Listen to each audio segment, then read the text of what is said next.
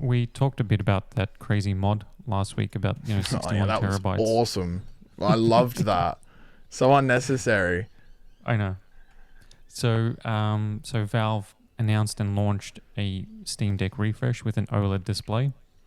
Mm-hmm. And as we know, OLED displays are the best. Once you go Obviously. OLED, you don't go back. Yeah. But It's like the new something the new Steam Deck OLED model has a more efficient chip in it, and the OLED panel is like 90 hertz instead of like 60 hertz, and it's lighter. It's got a better battery, and apparently like it runs things a little bit smoother than the original Steam Deck. So it's like a really good refresh. So if you're looking at a Steam Deck, the OLED model, which is out now, is very, very cool. And as part of the I guess the PR or the press tour for the OLED, Valve engineers have been sitting down with outlets for interviews and stuff like that. Mm-hmm. And they basically said after this OLED, the next thing for the team is the Steam Deck 2. Yeah. But it could be a few years away, and by that they mean could be several, because they're waiting for a generational leap in performance before they launch an actual Steam Deck 2. Now, which is interesting because it means that they're following Valve kind of like do their own thing, right? They're following more of a Nintendo or a console type of mentality. Whereas like with GPUs, like when it comes to PCs or like CPUs, whatever, it's usually like every year or every 2 years. It's a refresh. Even like phones, right? It's like incremental updates. Yeah. That if you add up 3 or 4 generations, then it's a massive upgrade. Yeah, it's a big leap. So that's what they're going to be doing with the Steam Deck 2, which means that then there's not going to be like the current AMD Phoenix chips, which is not in the Steam Deck, but that's because it didn't exist at that time, but this is what's in the ROG Ally from Asus, and the Lenovo Legion Go, and even like new PC handhelds from companies like ANAO and a few other makers out of China or Asia that are making gaming handhelds, which is like more efficient and a bit more powerful than the Steam Deck. And there's been benchmarks that show that, but it's not enough. So they, that was the specific chip that people asked Valve about. It's like, you got this new Ryzen chip that's more powerful, more efficient. Will that be in the Steam Deck 2? And they're saying that's not enough of an upgrade to justify a Steam Deck 2. So they want something more than that. What do you think? Like, if you were to compare the performance, are we thinking... I mean, it's obviously going to be better than the Nintendo Switch because that's old tech. But like, how fast are they wanting to do? Are they wanting to do like a 1440p screen? I think they'll still keep it to 1080p because 1080p at that size... At 120? is the sweet spot. Yeah. And it would need to be like double... I think at least double of the performance what they got now. But they said like the biggest...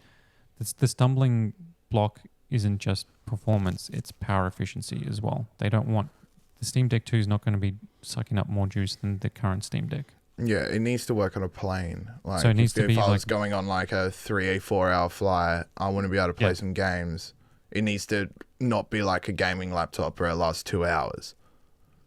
Exactly. So that needs to be like double the performance, but also better power efficiency, which is always the goal. And like that's kind of like what Nintendo are doing with the Switch 2, right? They're not just going straight for power. They want power efficiency. It's light, 640 grams. Yeah, the OLED model. It's really good. I want one. Like the thing is, like we're obviously in Australia, as you can tell by our accents, but not really. But yeah, like the Steam Deck is still not available here officially. Really? And now and so you've got this OLED model. I mean, there is ways to get it in the country, but it's not officially available. Can't you just buy it online and then they send it to you? Yes, you can, but you're paying a premium for that. Oh, true. You're paying people that are importing it. So like, there's like Dick Smiths and stuff like those sort of, they sell like import. I was talking about like Steam eBay. Decks. Yeah, I mean, obviously you can get whatever you want on eBay. eBay. That's what I would do. That's the place. All right, it's an ad for eBay. Yeah, eBay. Sponsor the podcast. Get your Steam Deck today. That's where you need, if you're going to get a Steam Deck, go to eBay. No, that's awesome. Cool I'm excited for it. I like PC gaming handhelds. Yeah, Yeah, that's sick. I'm guessing, like, now that you've said that about that not being a big enough of an upgrade, if I was to guess, I reckon their minimum is going to be 1920 by 1080 at 120 hertz. That sounds I think right. that'll be the minimum. I think it would be way cooler if they went to 144. Like, everyone would be like, oh, that's crazy. Yeah. But also, they need to up the, like, 50 watt hour battery versus 40 watt hour battery. That needs to be like 80. What's the legal limit that you can take on a plane? I don't know. Like in a I have device? no idea. Because they have to adhere to that, right? Yeah. There's that, and like the battery can't be the same as these first OLED models. Like, it needs to be just a little bit better, but maybe even more optimized. Like, so you get more hours. So even if it's the same capacity, it's just, you know, optimized more. But you know, instead of you getting, how many hours do you usually get out of a Steam Deck? Well, like if you were just cranking games, 5, 6. Yeah, let's say 4 or 5. If you're cranking. I think you would need to be able to do like 6, 7, or maybe even 7, 8 on the Steam Deck too for it at 1920, 120 FPS all games. That would be like glorious. Like, to be honest, because like, remember how they there was like that recent law in the EU for like devices, right? Like that's going to come into effect where things need to be replaceable, or you need to be able to repairable, and which includes like batteries. Like you need to be able to like swap out thingos. I think like all these devices that are just all fully enclosed. Let's say you get like a Steam Deck and you just have like a battery, like replaceable batteries. That'd be sick. So then you have like a spare battery, and then you've got like like that Steel 4 hours, and Series you've got headset. 8 hours. Yeah, you've got like 8 hours. Yeah, it's like your AirPods. Just to make it hot swappable. Yeah. Yeah, absolutely. Like what's that? Do you know that Steel Series headset model that I'm talking about? I've got one. Yeah, the Arctis. What is it? Nova. Yeah, Pro. something like that. And like you can go hot swappable battery pack. When I was doing headset reviews, I was like, why hasn't more people adopted this?